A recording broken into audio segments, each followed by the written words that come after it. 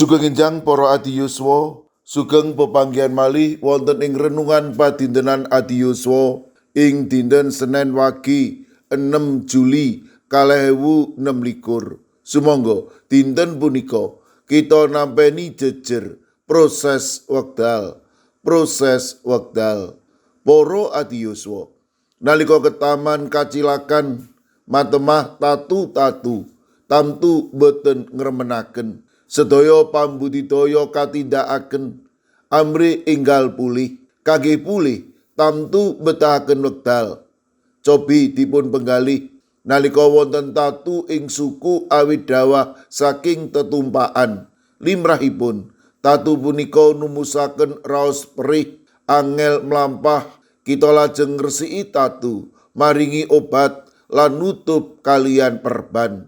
Senajan kaparingan tetombo ingkang paling sae, boten ateges tatu punika boten betahaken wekdal kangge pulih. Kitab Kaimaman kaparingaken dening Gusti kangge bangsa Israel amri mranata gesangipun nalika sampun uwal saking Mesir. Bangsa Israel kedah gesang suci jumbuh kersanipun Gusti. Ing Kaimaman gang 11 wonten pranatan reresi ing ritual. Nalika wonten wanita ingkang nembe ngrajak getih kaanggep najis secara ritual. Ing wekdal semanten rah punika pralambang gesang. Matemah rah ingkang medal lami saking raga kaanggep gesang ingkang sekeng rapuh lan kaanggep betahaken pamulihan.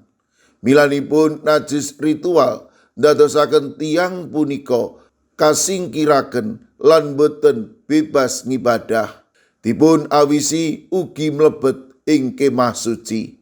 Milanipun kangge pulih wanita menika kedah nglampahi mangsa 7 dinten saksampunipun ngrajak getih rampung. Malah kepara saksampunipun 7 dinten punika piyambakipun kedah atur pisungsung kurban bakaran lan kurban panglebur dosa amrih pulih. Kaimaman kang 11 ayat 28 ngendika, nalika sak mangsa wus mari ngrajaki banjur ngetunga 7 dina engkas, sakwuse mangkono lagi dadi ora najis. Para adiyuswa, makaten ugi ing gesang kita saged ngrajak getih secara karohanen. Nalika tatuning manah tumus ing gesang kita, tatu punika ndadosaken kita dumawah ing dosa tebih saking Gusti. Kita asring kepingin enggal kedah pulih, nanging Gusti ngersakaken sawetawis dinten nembe pulih. Gusti saged kemawon mulihaken wanita ngrajak getih enggal pulih. Nanging panjenenganipun maringi 7 dinten saderengipun rampung. Awit saben proses wekdal ingkang Gusti paringaken dadi kangge ngukum, nanging kangge nyaketaken kita dhateng Gusti. Pamulihan mila betahaken proses, nanging Gusti mboten nate nilaraken kita ing proses ingkang wonten. Amin. Sumangga kita ndedonga. Matur nuwun Gusti, dinten punika paduka ngendika dhateng kawula, bilih kawula kedah nglampahi proses ing satunggaling perkawis menapa kemawon, lan kawula pitados menawi paduka mboten nilaraken kawula ing satunggaling proses lampah. Kawula pasrahaken para adiyuswa telasan anak putu kawula ing pundiya kemawon. Monggo paduka ingkang reksa, paduka ingkang maringi berkah. Matemah para adiyuswa telasan anak putu kawula tansah winengku dening paduka. Mirunggan kalau pasrahaken Ibu Agustono wilayah gangsal ingkang dasak mangke nembe nandhang sakit kawula pitados menawi paduka ugi badhe ngreksa lan paring pitulung matemah pikantuk wetahing kesarasan. Kawula pasrahaken Bapak Sudiat lan Ibu Danu Sutardi GKJ Wedi. Mboten kasupen kawula pasrahaken Lare Astama Kusala wayah putipun Ibu Sukarjo ingkang dasak mangke nembe nandhang sakit.